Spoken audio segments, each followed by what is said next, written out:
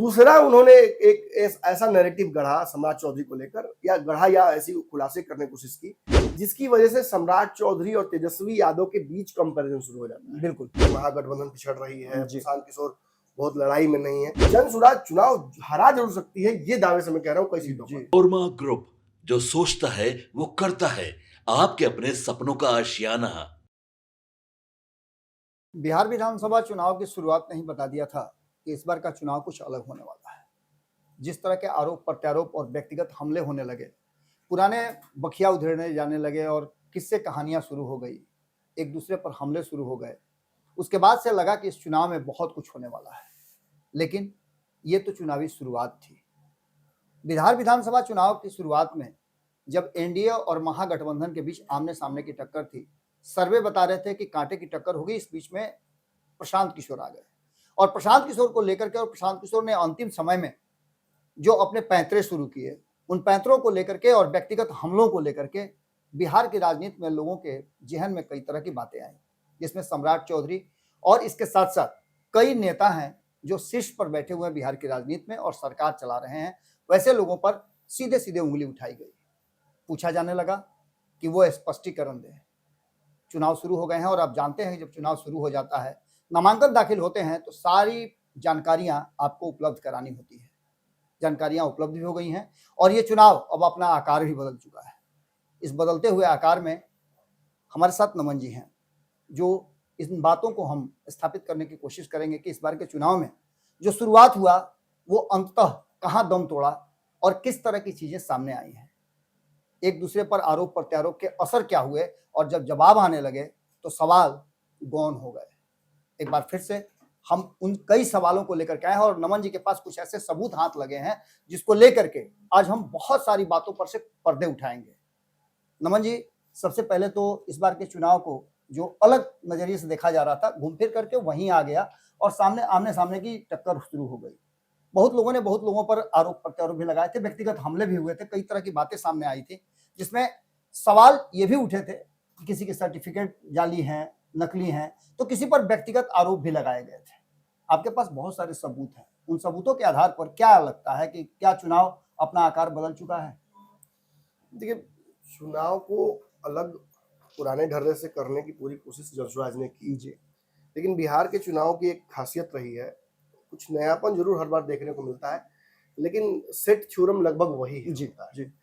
आपको याद होगा, मैं लगभग साल भर से ये बात कह रहा हूँ और कई लोगों को बुरा भी लग रहा होगा, मुझे पता है कई दर्शकों को लग रहा होगा कि नमन जी आप एकाएक ऐसा क्यों बोलने लगे कि महागठबंधन पिछड़ रही है, प्रशांत किशोर बहुत लड़ाई में नहीं है, क्योंकि ये सच्चाई है। मैं केवल आपके मनोरंजन के लिए इस लड़ाई को, जो कि बिल्कुल लड़ाई नहीं रह गई है, मैं रोचक बनाकर नहीं प्रस्तुत करूंगा। ये पत्रकारिता है, ये एंटरटेनमेंट इंडस्ट्री नहीं है। अगर एंटरटेनमेंट होता तो मैं और बढ़िया कमेंट्री और ढंग से करता कि बस एकदम लड़ाई मजबूत है, और वो क्रिकेट में भी नहीं हो सकता है। अगर एक बॉल में 20 रन चाहिए होते हैं तो 2-3 बॉल पहले ही ये कह दिया जाता है कि मैच लगभग खत्म है, अब बस औपचारिकता बाकी। बिल्कुल। उसी तरह से मैं कह रहा हूँ, वर्तमान स्थिति में देखिए अभी भी 10 दिन बाकी हैं, कुछ नया हो सकता है, लेकिन विपक्ष उस स्थिति में नजर नहीं आ रहा है कि कुछ नया वो लेकर आए।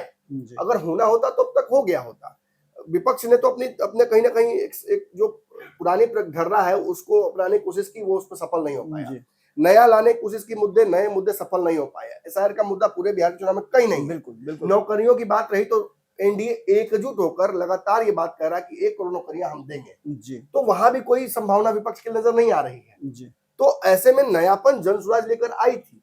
जनसुराज ने बातें नहीं की थी, वादे नहीं किए थे और नए पैटर्न पर राजनीति करने की कोशिश की थी। लेकिन एक बात याद होगा दर्शकों, आपका मेरा बोला हुआ, मैं लगातार ये बात कह रहा था कि जैसे जैसे चुनाव नजदीक आएगा वैसे ये 2 पक्षीय लड़ाई होती जाएगी। बिल्कुल। इसमें तीसरे पक्ष के लिए कोई स्पेस ही नहीं है। जो लोग प्रशांत किशोर की बात करते हुए दिल्ली से और मुंबई से और अमृतसर से पटना आए हैं, वो भी लालटेन और कमल के बीच ही चुनाव करेंगे। जी, निश्चित रूप से बहुत मुश्किल है, और कुछ लिमिटेड कैपेसिटी में यदि कुछ लोग इधर से उधर करते भी हैं वोट, तो वो उतना बड़ा असरदार नहीं होगा जितना कि आप चुनाव जीत जाए। हाँ, जनसुराज चुनाव हरा जरूर सकती है, ये दावे से मैं कह रहा हूँ कई सीटों पर, लेकिन वहां भी पैटर्न महागठबंधन के खिलाफ ही नजर आ रहा है दिन की एनडीए। और ये मैं दावा नहीं, ये मैं बिल्कुल आरोप नहीं लगा रहा हूँ कि जनसुराज की इच्छा रही है कि वो महागठबंधन को डैमेज करे। बिल्कुल ये प्रक्रिया है स्वतः। जो तीसरे नंबर पर है वो 1 नंबर पर सीधे नहीं आ सकता, वो 3 नंबर पर आएगा ही, उसकी गाड़ी उस प्लेटफॉर्म से गुजरेगी ही, जी ये तय है। जी जी आप पटना से दिल्ली जाने के दौरान ऐसा हो नहीं सकता कि मुगलसराय न जाए, बिल्कुल बिल्कुल वो बीच का पड़ाव है, वहां जाना ही होगा। जी, राजनीति में ऐसे ही होता है। जी तो 3 नंबर पर पहुंचते, 2 नंबर पर पहुंचते ही सीधे सीधे तेजस्वी से उनकी लड़ाई हो जाएगी, जी और ये इस चुनाव में आपको देखने को मिलेगा। आने वाले समय में प्रशांत किशोर अगर इस तरह से ताकत रखते हैं, जमीन पर उतरे रहते हैं, 5 साल बड़ा मेहनत है, जो कि संभव नहीं लगता। आज तक का ट्रैक रिकॉर्ड जी, बिहार का यही जी, रहा है। जी, कई तथाकथित बड़े सुरमा आए हैं, एक चुनाव में मेहनत दिखाई है, दूसरे चुनाव में उनका नाम तक कोई नहीं लेने वाला रहता है, जी और वो खुद भी गायब हो जाते हैं, हिम्मत टूट जाती है। खैर, प्रशांत किशोर इस लड़ाई में अब बहुत मजबूती से तो है नहीं, जी लेकिन एक छाप जरूर छोड़ दी है, और वो छाप उनके बयानों, उनके कई बार बहुत कर्कश, जी एग्रेसिव जो कर्कश उन्होंने किया जी उनके वक्तव्यों की वजह से, उनके आरोपों की वजह से, और उनके खुलासों की वजह से जी। चुनाव याद रखा जाएगा उनके लिए। बिल्कुल बिल्कुल ये नहीं कहा जाएगा कि जनसुराज सरकार बना लेगी, ये इसलिए याद नहीं रखा जाएगा। याद इसलिए रखा जाएगा कि पक्ष विपक्ष दोनों के प्रति प्रशांत किशोर ने खुलासे किए। जी लेकिन देखिए, वह खुलासा कर देना और उसमें उसके अंदर हकीकत होना, जी ये दोनों अलग बात। बिल्कुल बिल्कुल पाकिस्तान भी मानता है कि उसने जंग जीत ली पिछली, बिल्कुल लेकिन वास्तविकता पूरी दुनिया को पता है कि पाकिस्तान कहाँ स्टैंड करता है इंडिया के निश्चित सामने। निश्चित निश्चित रूप से, तो निश्चित खैर, रूप से। पुरानी बातें पुरानी, अब नए धर्रे पे आते हैं। प्रशांत किशोर के सारे आरोपों के बीच एक आरोप उन्होंने भावी डिप्टी सीएम एनडीए के और वर्तमान जी। डिप्टी सीएम सम्राट चौधरी पर लगाया। उन्हें पता है कि बिहार में अगर किसी को नीतीश के बाद मुख्यमंत्री बनने की संभावना बनती है, जी और वो नीतीश की स्वेच्छा से ही, जी तो वो सम्राट चौधरी ही नजर आ रहे हैं। कहीं ना कहीं इसमें लवकुश वाला समीकरण भी है, इसमें त्रिवेणी संघ का एक अरेंजमेंट भी है। जी यादव फिर कुर्मी कुशवाहा की बारी आ चुकी है, आज मिले कल मिले कुर्सी मिलना तय है। जी तो इसे वो समझते हैं प्रशांत किशोर, क्योंकि रणनीतिकार है, और इसीलिए उन्होंने सबसे मजबूत घोड़े पर सबसे पहला हमला किया। जी प्रशांत किशोर द्वारा सम्राट चौधरी पर जो हमले किए गए हैं, एक उनके कैरेक्टर पर, जी जो उन्हें एक पुराने अपराध के साथ जोड़ने की कोशिश उन्होंने की, जिस पर बिल्कुल। लगभग स्पष्टीकरण क्लियर हो चुका है। ये सब कुछ स्पष्ट हो चुका है कि उसमें उनका नाम नहीं है, भाजपा ने अपने जी क्लैरिफिकेशन भी दे दिया है, और भाजपा किसी भी स्थिति में ऐसे व्यक्ति को आगे रखकर नहीं चलेगी जिस पर इतने गंभीर आरोप हो। जी तो इंटरनल फोरम में बीजेपी के ये क्लियर है कि सम्राट चौधरी ही चेहरा है, वो आगे लड़ेंगे चुनाव। डिप्टी सीएम तो कम से कम वही है, जी। उसमें कोई कंफ्यूजन नहीं है, और बिहार बीजेपी को ही लीड कर रहा है। दूसरा, उन्होंने एक ऐसा नैरेटिव गढ़ा सम्राट चौधरी को लेकर, या ऐसी खुलासे करने की कोशिश की जिसकी वजह से सम्राट चौधरी और तेजस्वी यादव के बीच कंपैरिजन शुरू हो जाता है, बिल्कुल, और बिल्कुल। उस कंपैरिजन में सम्राट चौधरी आगे निकलने की कोशिश करते हैं। जी देखिए, सबको पता है कि सम्राट चौधरी ठीक ठाक पढ़े लिखे हैं, जी भले ही हाल के एक इंटरव्यू में बहुत मुझे लगता है कि एक ऐसी स्थिति उत्पन्न हो गई थी प्रशांत किशोर और जो इंटरव्यूअर है उसके बीच में, जो असहज कही जाएगी, बिल्कुल जिसमें प्रशांत किशोर के अपने ऊपर जब मामला आया, उनके डिग्रीज के ऊपर मामला आया, तो उन्होंने साफ कह दिया कि मैं पढ़ा लिखा ही नहीं, जी और इंटरव्यू छोड़कर चले गए। मतलब इसमें इस पूरे इंटरव्यू में उस एंकर ने ऐसा कुछ भी नहीं कहा था जिससे प्रशांत किशोर को गुस्सा आए, मैं दूसरे लेकिन स्वतः जब गुस्सा स्फुरित जी। होता है तो समझ में आता है कि गुस्से का स्रोत यहाँ नहीं कहीं और से आ रहा है। जी दूसरे खैर, उन्होंने अशोक चौधरी पे खुलासे किए, उन्होंने मंगल पांडे पे खुलासे किए, वो खुलासे अपनी जगह हैं। सम्राट चौधरी के शैक्षणिक योग्यता को लेकर जो खुलासे उन्होंने किए, उसमें पूर्णतः ये नजर आ रहा था कि वो चाहते थे कि जब मैं प्रशांत किशोर के तौर पर, जब सम्राट चौधरी के वोट कैडर, एनडीए का वोट सिस्टम उसके बराबर नहीं पहुंच पा रहा हूं, जब मैं तेजस्वी यादव के वोट एमवाई उसके बराबर नहीं पहुंच पा रहा हूं, तो मैं इन दोनों को अपने से नीचे लेकर आ जाऊं। बिल्कुल ये दिखा राजनीति में, ये अक्सर चलता है कि हम अगर ऊपर नहीं उठ पाए तो बाकी को नीचे गिरा दो। ये होता है, और ये जायज भी है, इसमें कोई गलत लाइन बड़ा नहीं, लाइन मिटाने की बात दीजिए दूसरे की लाइन। जी तो ये सही बात है, ये उन्होंने कोशिश की, लेकिन जहां तेजस्वी के साथ ये बड़ा गलेबुल है, क्योंकि तेजस्वी गलेबुल है, जी तेजस्वी की डिग्री सर्वविदित है, बिल्कुल पता है कि वो कहां तक पढ़े हैं, उनमें उन शैक्षणिक योग्यता नहीं है। तो प्रशांत किशोर का पूरा जो एक रणनीति था तेजस्वी के ऊपर, वो भ्रष्टाचार, उनके पुराने जंगल राज, जी और फिर सबसे ज्यादा, क्योंकि भ्रष्टाचार और जंगल राज जब कहिए तो लालू पूरा झेल जाते हैं, बिल्कुल बिल्कुल सब झेल जाते हैं, तेजस्वी पर बहुत कम आंच आती है। तो तो उन्होंने तेजस्वी के ऊपर नैरेटिव ये गढ़ा कि वो 10वीं पास भी नहीं, जी और 10वीं पास जो नहीं है वो बिहार कैसे चला पाएगा, बिल्कुल, वो बिहार में इंडस्ट्रियलाइजेशन कैसे करेगा, वो पॉलिसीज कैसे बनाएगा, वो अलग अलग युवाओं की समस्याओं कैसे समझेगा, वो पढ़े लिखों की मजबूरी कैसे समझ पाएगा, वो नौकरी सृजित कैसे करेगा, वो नहीं कर पाएगा। ये उन्होंने करके तेजस्वी को लगभग मैं कहूंगा लपेट लिया था। लपेट लिया है, लपेट लिया था नहीं, लपेट लिया है। बिहार में बहुत जल्दी इस चुनाव में हो ना हो, आगे आप देखिएगा, अगर प्रशांत किशोर परसिस्टेंट रहते हैं जी तो वो जल्द ही तेजस्वी की कुर्सी को बहुत सबसे खतरा वो है, रिप्लेस वही करेंगे, मुख्य विपक्षी के तौर पर वो आ जाएंगे। जी और ये तय है, ये एमओआई समीकरण, ये जो अगड़ा पिछड़ा, ये अब समाप्त हो रहा है धीरे धीरे। बिहार में जातीय बंधन टूट रहा है। इसका एग्जाम्पल नीतीश कुमार का बार बार मुख्यमंत्री बनना है। बिल्कुल बिल्कुल, नीतीश जातीय बंधन से मुख्यमंत्री नहीं बन रहे हैं, महिलाओं का वोट, विकास का, चेहरे का वोट लेकर वो बन रहे हैं। जी खैर, सम्राट चौधरी इसमें कहां फिट बैठते हैं? देखिए, सम्राट चौधरी स्वतः मैंने कहा कि चेहरा है बीजेपी की तरफ से, जी एनडीए का अगला चेहरा भी वो हो सकते हैं, बिल्कुल, अगर बहुत बिल्कुल, कुछ विवाद ना हो, क्योंकि इस चुनाव में बहुत एक्सीलेंट मैनेजमेंट बीजेपी का रहा है। और नीतीश कुमार के चहेते भी हो गए हैं, हाँ, बिल्कुल, काफी बिल्कुल, इधर बहुत प्रिय हो गए हैं। काम किया उन्होंने। और चिराग पासवान एकमात्र थ्रेट है, वो भी अभी फिलहाल जी इन सिंक है, वो गठबंधन के हिसाब से चल रहे हैं।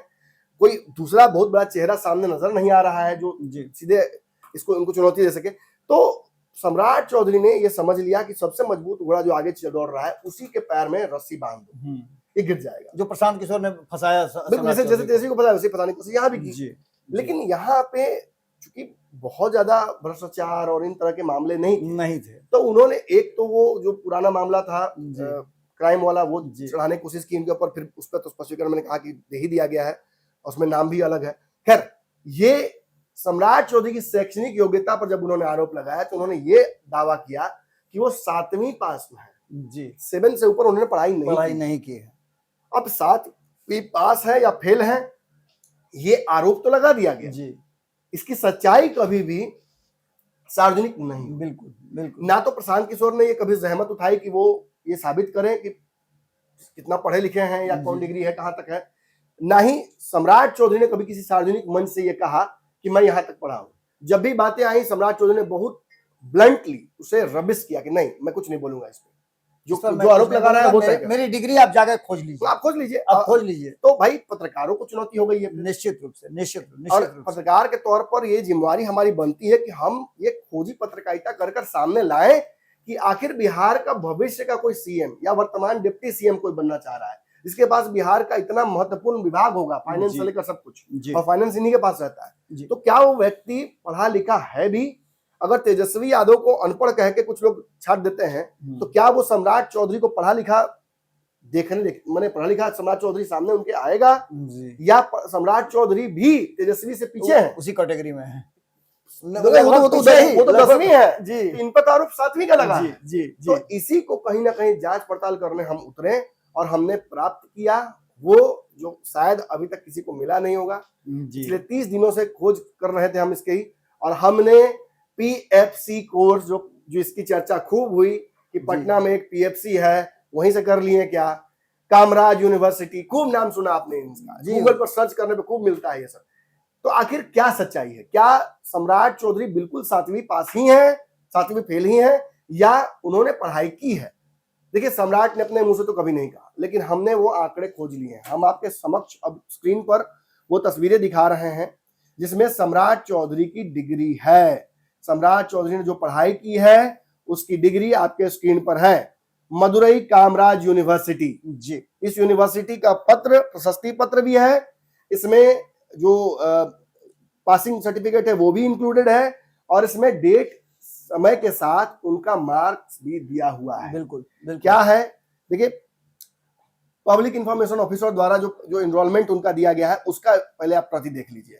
Information under right to information act 2005, your letter dated 4/6/2020, reminder 9/6/2020, appeal 27, with reference to your letter cited above, it is informed that the detail as received from the Assistant Public Information Officer, Directorate of Distance Education of University is given below. The PFC course is in time of admission is equivalent to 10th SSLC. In these circumstances, Tamil Nadu government released the order Geo number 144 date 20/11/2017 copy enclosed. ये right to information के तहत Kamaraj university से मांगा गया कि सम्राट चौधरी कहाँ तक पढ़े हैं और उनकी सर्टिफिकेट की योग्यता क्या है। जी तो यूनिवर्सिटी कहता है कि जिस वक्त ये डिग्री की गई थी उस वक्त इस पीएफसी कोर्स का प्री फाउंडेशन कोर्स जो कि मदुरई यूनिवर्सिटी में है, जी तो इसका मजाक तो पहले यहीं बंद हो जाएगा होना। बिल्कुल पीएफसी क्या है? पीएफसी क्या है? प्री फाउंडेशन कोर्स होता है, डिस्टेंस एजुकेशन से मदुरई यूनिवर्सिटी से किया जाता है। और ये 2020 में जब प्रति पूछी गई तो उसमें संलग्न की गई कि एसएसएलसी 10वीं सर्टिफिकेट के बराबर इसको equivalent माना गया। 10th के बराबर माना जाता है इस सर्टिफिकेट को। इसके साथ कोर्स कंप्लीट सर्टिफिकेट भी है, सर्टिफिकेट भी दिया हुआ यानी इस कोर्स को पूरी तरीके से कंप्लीट किया है सम्राट चौधरी ने। कहां से किया है? तो पटना ब्रांच से, स्टडी सेंटर पटना, इसे डिस्टेंस एजुकेशन से सम्राट चौधरी ने कंप्लीट किया है ड्यूरिंग 2008-2009 टेन्योर। 2008 से 9 के बीच में सम्राट चौधरी ने 10वीं पास की है पीएफसी कोर्स, जो कि वो बार बार कहते हैं, जिस कोर्स में Hindi, English, commerce, economics, mathematics उन्होंने पढ़ा था। और जिसमें इंग्लिश में उन्हें, हिंदी में उन्हें 40 अंक आए थे, इंग्लिश में उन्हें 35 अंक आए थे, कॉमर्स में उन्हें 41 अंक आए थे, इकोनॉमिक्स में 58 और मैथमेटिक्स में 56। ये पास उन्होंने किया था इस कोर्स को, ये साफ आप देख सकते हैं। ये उनका सर्टिफिकेट भी संलग्न है। यानी प्रशांत किशोर का जो आरोप है शिक्षा को लेकर जी सम्राट चौधरी के, वह पूरी तरीके से इनवैलिडेटेड है। जी मतलब इसमें सबूत और साक्ष्यों का अभाव है जी और इस आधार पर यह तय हो जाता है कि प्रशांत किशोर द्वारा जो ये आरोप लगाया गया था शैक्षणिक योग्यता को लेकर, यह पूरी तरह से निराधार है। जी पीएफसी कोर्स है, पीएफसी कोर्स सम्राट चौधरी ने किया है 2008-9 के दौरान और वो पास भी किए हैं और वो 10th के इक्विवेलेंट में है। अब एक बड़ा खुलासा और कर देता हूं, आए हैं तो कुछ बड़ा तो देके ही जाएंगे जो बाकी नहीं देगा आपको। प्रशांत किशोर द्वारा जो आरोप लगाया गया है ये साक्ष्यों के अभाव में कैसे लगा है ये समझना होगा। प्रशांत किशोर दरअसल जब इसकी जानकारी सोशल मीडिया पर प्राप्त करने की कोशिश कर रहे होंगे या अपने गुप्तचरों को उन्होंने लगाया होगा, तो एक चीज उन्हें जरूर मिली होगी जिसकी चर्चा मैं कर दूं यहाँ पे। Madurai Kamaraj university offered a 1 year pre foundation course that was considered equivalent to 10th grade and it was available through distance education। ठीक है, लेकिन however news reports indicate that the Supreme Court has previously deemed this type of degree courses invalid and has closed it down। यानी बाद में इस जो पास कर गए बाद में इस तरह के डिस्टेंस एजुकेशन से पीएफसी 10th करने को बाद में सुप्रीम कोर्ट ने इसे अवैध करार दे दिया कि अब ये कोर्सेस मैंने डिसकंटिन्यू कर दिया। अवैध नहीं, डिसकंटिन्यू कहिए, डिसकंटिन्यू कर दिया। तो अब कोई पीएफसी कोर्स 10th का नहीं कर सकता मदुरई यूनिवर्सिटी से, या ऐसे किसी कोर्स की मान्यता अब नहीं रही। तो आप नया एनरोलमेंट नहीं कर सकते। लेकिन इसका मतलब ये नहीं कि शराबबंदी कानून से पहले जो शराब पीता था उसको पकड़ के जेल में डाल दिया। जी बिल्कुल शराबबंदी से पहले जो शराब पीता था वो कानूनन शराब पीता था कानून के तहत। तो बात सीधी है, सर्टिफिकेट है, कोर्स किया है, कोर्स पास किया है, नंबर्स वैलिड है, यूनिवर्सिटी वैलिड है और इस हिसाब से उनकी 10th पास जो कैपेबिलिटी है वो क्वेश्चनेबल नहीं। मतलब ये पूरा आरोप प्रशांत किशोर का एक तरीके से शून्य हो जाता। तो आपने देख लिया कि किस तरह से ये सारी चीजें लगभग क्लियर हो चुकी हैं। और जब आप जमा करते हैं अपने हलफनामा, जब आप जमा करते हैं अपने जानकारियां जब इकट्ठा करके देते हैं चुनाव आयोग को, जब आप अपने नामांकन दाखिल करने जाते हैं तो सारी चीजें देनी होती हैं। वहां से भी आप जानकारियां इकट्ठी कर सकते हैं। जो बातें थी वो कहीं ना कहीं अब निरस्त होती हैं और डिग्री पर उठे सवाल को लेकर के पूरी तरह से सम्राट चौधरी ने सारे सबूत अब इकट्ठा कर लिए हैं और कहीं भी किसी भी तरह का कोई समस्या नहीं है। यानी यहाँ भी एक मौका था जहाँ घेरी जा रही थी, वहां भी कहीं ना कहीं फ्लैट हो गया विपक्ष और प्रशांत किशोर की सारी बातें तथ्यहीन साबित होती हैं। जुड़े रहिएगा भारत लाइव के साथ, खबरों का सिलसिला लगातार जारी रहेगा। बहुत बहुत धन्यवाद। आपके सपनों को हमने सजाया है, ई होम्स पैनोरामा को हमने बनाया है। ई होम्स मेरा एक सपना था जिस पे मैं पिछले 4 साल से काम कर रहा था। हमने जो बनाया है वो सबने है माना। ई होम्स पैनोरामा में हो आपका भी आशियाना। और फाइनली हमने 2021 में इस प्रोजेक्ट को लॉन्च किया। बहुत लोग अप्रिशिएट कर रहे हैं कि पूर्णिया जैसे शहर में, बिहार के, एक तो बिहार की बात करें उसमें भी पूर्णिया जैसे छोटे जगह में इस तरह का लाइफस्टाइल देना ये सुन के हम लोगों को बहुत अच्छा लगता है। ई होम्स में हमने कुछ और भी किया है, जैसे हम जिस जगह में रह रहे हैं हमारे फैमिली सिक्योर हो, उनको सिक्योरिटी का ध्यान में रखा है। आपकी सुविधा और सुरक्षा आपके लिए खास है, ये आपका विश्वास है। इसमें आर्टिफिशियल इंटेलिजेंस का 7 लेयर सिक्योरिटी का हमने इस्तेमाल किया है। लस ग्रीन कैंपस को बनाया है, यदि हमारा बाउंड्री वाल है तो वो वर्टिकल गार्डन है। ये जितनी भी फैसिलिटी होता है एक इंटरनेशनल टाउनशिप में ई होम्स है, ये हम लोग विश्वास नहीं कर पा रहे हैं। जो भी हमारे मित्र दोस्त या जो भी हमारे बाहर के बाहर आते हैं तो हम लोगों को बहुत अच्छा सुनने को मिलता है और बहुत अच्छा क्रेडिट मिल रहा है। वो सारा हमने सिर्फ एक बिल्डिंग नहीं बनाया, हमें एक बहुत अच्छा लाइफस्टाइल दिया ई होम्स में, और मेरा एक सपना था जिसको मैं आज फुलफिल होते हुए देख पा रहा हूँ। ये आपका आवास है। ई होम्स पैनोरामा में अब आपका निवास है। E Homes Panorama, luxurious lifestyle redefined. Panorama Group, जो सोचता है वो करता है। अगर ये वीडियो पसंद आई और वह बिहार के राजनीति और बिहारियत से सरोकार रखेनी तो सब्सक्राइब बटन दबा के चैनल के सब्सक्राइब कर ली। ओजे एगो घंटी बा, ओकरा बटन दबा देला से कुल सटीक और मारक खबर रुआ मुफ्त में मिल जाई। अगर रुआ पत्रकारिता के हमनी के नया प्रयोग में सहयोग कर चाहतानी तो ज्वाइन बटन दबा दी। पेटीएम नंबर नोट कर ली 9386816700।